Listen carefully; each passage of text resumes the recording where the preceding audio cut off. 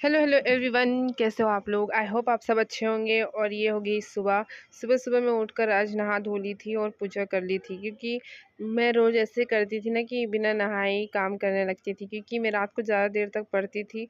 तो जिसकी वजह से मुझे सुबह जल्दी उठना नहीं हो पाता था और खाना लेट ना बने, इसलिए मैं पहले जाके किचन में खाना बनाने लगती थी। तो मेरी सास ने मुझे कल डांटा कि पहले तुम नहाओ, फिर उसके बाद किचन में आओ, उसके बाद खाना बनाओ। इसलिए फिर मैं आज सुबह सुबह नहा ली हूँ। वैसे तो मुझे नहाना सुबह ही पसंद है, बट मैं इसलिए नहा कर खाना नहीं बनाती थी, क्योंकि मैं सोचती थी सबको 8 बजे तक जाना है तो किसी को लेट ना हो जाए। बट आजकल तो भलाई का ज़माना नहीं है, तो अच्छी बात है, मुझे तो खुद ही नहा कर खाना बनाना पसंद है, इसलिए मैं नहा कर ही बनाऊँगी अब से। वैसे नहा कर ही खाना बनाना चाहिए, अच्छा भी लगता है। पहले मैं ऐसे ही करती थी, लेकिन जब से मैंने ये प्रिपरेशन करना स्टार्ट किया है एस्टेट के बाद से मैं सुबह सुबह बनाने लगी हूँ, क्योंकि सुबह सुबह फिर मेरे बेटे का स्कूल भी चालू हो गया और फिर मेरे हस्बैंड की भी हॉस्पिटल सुबह की हो गई और मेरे देवर लोग को भी सुबह ही जाना रहता है। तो उनका रूटीन चेंज हुआ तो मेरा भी रूटीन चेंज हो गया। बट ये सब कोई समझ नहीं पाएगा ना, क्योंकि बहुओं की तो गलती सबको दिखती है। बट वो एक तरीके से सही बोल रही थी, तो मैं उनको नेगेटिव पॉइंट में नहीं लूँगी।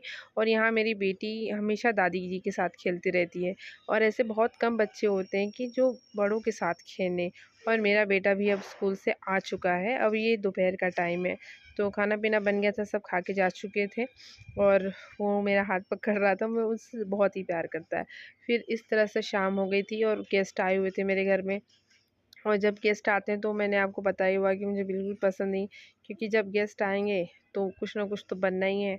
और वैसे आज मेरे यहाँ बखीर बन रही थी, जिसे हम गुड़ से बनाते हैं। खीर की तरह ही होती है, लेकिन वो गुड़ से बनती है, उसको बखीर कहते हैं। और आप लोग यहाँ क्या कहते हैं बताइएगा ज़रूर कमेंट करके। और इसी के साथ खाना पीना होने के बाद अभी 2-3 दिन से मेरी पढ़ाई डिस्टर्ब चल रही थी, क्योंकि गेस्ट वगैरह आए थे। और ऐसे में अपना कंसिस्टेंसी बिगड़ जाता है। जैसे कि मैंने आप लोगों को दिखाया था कि मैं एनसीईआरटी सार संग्रह लेके आ चुकी हूँ। अभी मैंने इसको खोल के आज देख रही थी कि कैसा है। तो इसमें सारे सब्जेक्ट दिए हुए थे और वन लाइनर फॉर्म में दिए हुए थे, जिसको पढ़ने के बाद मेरे दिमाग के पल्ले कुछ नहीं पड़ रहा था। और इस जो बिहार का ये करंट अफेयर है ना, मैंने इसको देखा तो ये कुछ मुझे समझ में आया। इसमें 1000 से 1500 से ज़्यादा क्वेश्चंस दिए हुए हैं। अगर थ्योरी कंप्लीट कर ली जाए तो 63 पेज की थ्योरी है, उसके बाद से पूरे क्वेश्चन ही क्वेश्चन है। तो मैं बिहार के जीके जीएस के लिए इसी बुक को बस पढ़ूंगी, और इसके अलावा कुछ और ज़्यादा करने वाली नहीं हूँ। और ज्योग्राफी के लिए मैं हमारे सचिन एकेडमी में अमित कुमार सर है, जो ज्योग्राफी मुझे उनका समझ में आ रहा है, तो मैं उन्हीं से ज्योग्राफी करूँगी। और अच्छा पढ़ा रहे हैं वो, तो उन्हीं से ही पढ़ूँगी जितना वो पढ़ाएंगे, क्योंकि एक्स्ट्रा कंटेंट मैं नहीं करूँगी। पता चला एक्स्ट्रा करने के चक्कर में जो कर सकते हैं वो भी नहीं कर पाएंगे। और बहुत सारे लोग बोलते हैं कि वो जो यूट्यूब पे 6 घंटे की क्लास है टारगेट विद अंकित सर के आईएनएम की वीडियो है, उसको देखने से हो जाएगा। वैसे तो अच्छी है क्लास, मैंने 1 घंटा देखा भी है। बट मैं सन्नी सर से पहले लॉन्ग कंसेप्ट पढ़ ली हूँ, उसके बाद फिर मैं उनके वो वीडियोस देखूँगी। तब अगर आप ऐसा पढ़ लोगे ना, तब आपको ज़्यादा अच्छे से और बहुत कंसाइज समझ में आएगा। अगर आप सिर्फ वो वीडियोस देखोगे तो समझ में तो आएगा, आपको 2-3 बार देखना पड़ेगा वो वीडियो, तब समझ में आएगा। या फिर किसी का कैप्चरिंग पावर या जिसका सब्जेक्ट एसएसटी है उसके लिए तो बहुत ही अच्छा है, लेकिन मेरा सब्जेक्ट एसएसटी नहीं है, तो मुझे वो बिल्कुल पल्ले ही नहीं पड़ रहा था कि वो बता क्या रहे हैं। तो फिर मैंने क्या किया कि सनी सर की मेरे पास जो कोर्स था, वो सनी सर का पूरा वीडियो देखा, उसको समझा। गांधी जी युग वगैरह, गांधी जी कैसे आए, ट्रेन से ढकेलने के बाद क्या क्या हुआ, ये सब कुछ उसमें बहुत अच्छे से सर ने बताया। और कैसे उनकी एंट्री हुई, क्या हुआ, सब कुछ। फिर उसके बाद जब वो आप वो वीडियो देखोगे ना, तब आपको वो ज़्यादा बेटर और बहुत अच्छे से समझ में आएगा।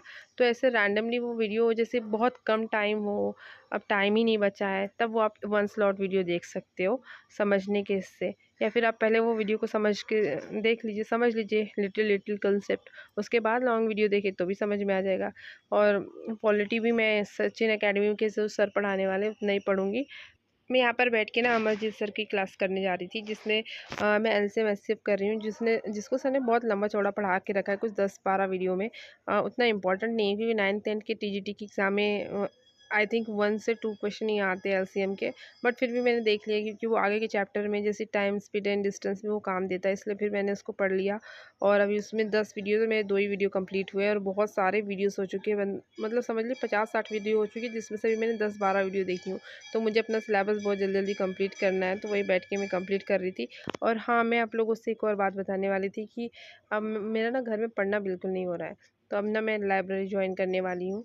जहाँ मैं अपने आप को 3 घंटे डेली दूँगी, जिसमें मैं सिर्फ़ और सिर्फ़ क्वेश्चन सेट सॉल्व करूँगी। और यहाँ मैंने ना कंप्यूटर का भी स्टार्ट कर दिया। मैम ने 10-12 वीडियोज़ पढ़ा दिए हैं, जिसमें से मैंने फर्स्ट चैप्टर स्टार्ट किया डिजिटल लॉजिक का। तो आप भी पढ़ते रहिए और आगे बढ़ते रहिए। चलिए इसी के साथ मिलते हैं नेक्स्ट वीडियो में।